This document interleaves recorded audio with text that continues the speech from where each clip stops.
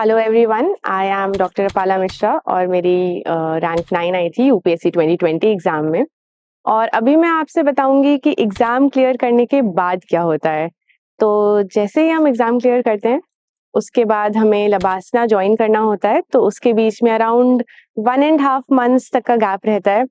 उस गैप में आपको अपनी पैकिंग करनी होती है और उस गैप में आपकी सर्विस आइटरेशन लिस्ट निकलती है और बहुत सारे फॉर्मल प्रोसीजर्स होते हैं जो करने होते हैं।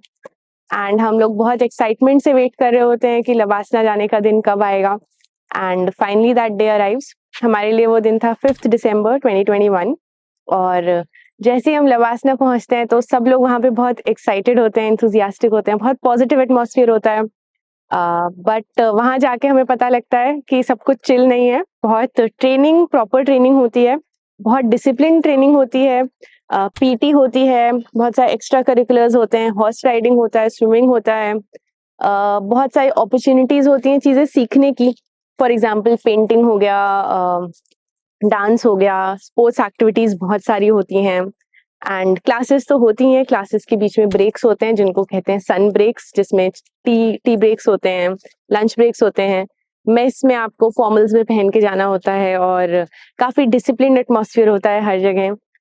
फिर बहुत सारे अटैचमेंट्स भी होते हैं। जैसे सबसे पहले विलेज विजिट होता है जिसमें हमें अलग अलग डिस्ट्रिक्ट्स में, विलेजेस में जाना होता है और वहाँ कैसे काम चल रहा है वो सीखना होता है। कैसे एडमिनिस्ट्रेशन कैसे डिस्ट्रिक्ट लेवल पे वर्क कर रहा है, कैसे विलेज लेवल पे वर्क कर रहा है, वो सीखते हैं।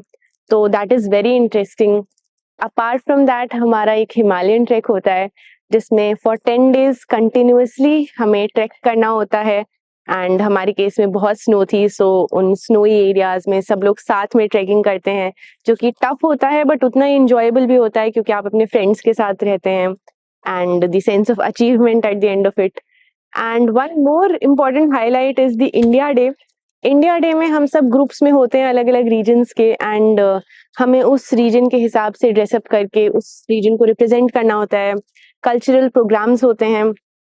I think one of the major highlights of LBSNAA is the cultural programmes in evenings. बहुत सारे इवेंट्स होते हैं, बहुत सारे एक्टिविटीज होते रहते हैं, पूरे time you are mostly occupied. But it is also very, ऐसा भी है कि लोगों को लगता है कि आपने यूपीएससी एग्जाम दे दिया तो सब खत्म, बट लबासना में भी एग्जाम्स होते हैं एंड एमसीक्यू बेस्ड एग्जाम्स भी होते हैं, एक दो रिटन एग्जाम्स भी होते हैं। You have different modules. For example आपका लॉ मॉड्यूल हो गया, एडमिनिस्ट्रेशन मॉड्यूल हो गया, जिस बेसिस पे आपकी क्लासेस होती हैं। अलग अलग फैकल्टी आती है आपकी क्लासेस लेने, बहुत सारे गेस्ट लेक्चर्स भी होते हैं जिसमें बहुत वेल अकम्प्लिश लोग आते हैं और अपने एक्सपीरियंसेस बताते हैं लबासना में। And so overall I think it is a very great enriching experience.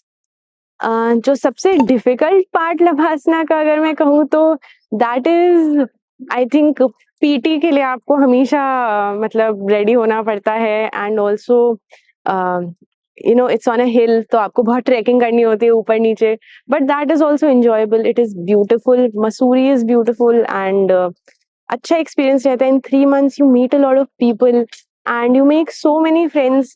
अचानक से आपकी लाइफ बहुत आइसोलेशन में होती है और फिर अचानक से you meet so many people and आपकी लाइफ इतनी इवेंटफुल हो जाती है, तो काफी हैपनिंग ट्रांजिशन होता है लाइफ में।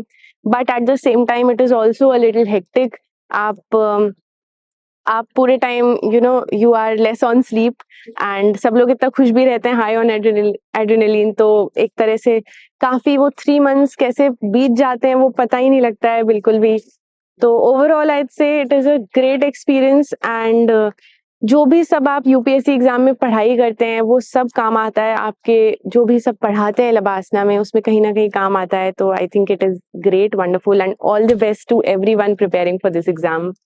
सो लबासना के ये very happening and very eventful 3 months के बाद फाइनली हम लोग सब लोग जाते हैं अपनी पेरेंट अकेडमीज में। And that farewell is a little teary क्योंकि हम अपने सारे फ्रेंड्स को गुड बाय बोल रहे होते हैं जो सब कंट्री के अलग अलग अकेडमीज में, अलग अलग एरियाज में जा रहे होते हैं। कमिंग हियर लाइक एफएसआई, जो फॉरेन सर्विस इंस्टीट्यूट है, Sushma Swaraj institute of foreign service, वो दिल्ली में लोकेटेड है। वहाँ पे 6 months का इंडक्शन ट्रेनिंग प्रोग्राम होता है। उस इंडक्शन ट्रेनिंग प्रोग्राम में भी बहुत सारे टूर्स होते हैं, बहुत सारे अटैचमेंट्स होते हैं। सबसे पहले शुरुआत होती है भारत दर्शन से, जो कि बहुत ही मच अवेटेड होता है। In the Indian Foreign Service, Bharat Darshan is 2 weeks and all other attachments are 1 week. तो ओवरऑल काफ़ी सारे हफ्ते होते हैं जिसमें हम बाहर होते हैं दिल्ली से।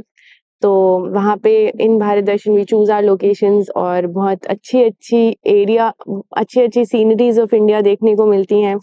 Then we have certain attachments like ISRO attachment in Bangalore और different attachments in Mumbai and a lot of places. तो बहुत नॉलेज मिलती है, बहुत सारे लोगों से इंटरेक्शन होता है। We also have a state attachment जिसमें आप अपने होम स्टेट जाते हैं।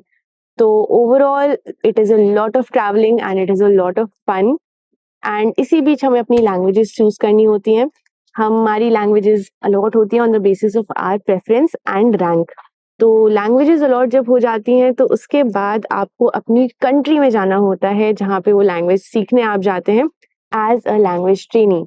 तो अगर आपकी लैंग्वेज फ्रेंच है तो आपको जाना होगा फ्रांस, अगर आपकी लैंग्वेज जर्मन है तो आपको जाना होगा Germany, and if it's Spanish then you have to go to Spain. Likewise, everyone gets divided into different cohorts of languages.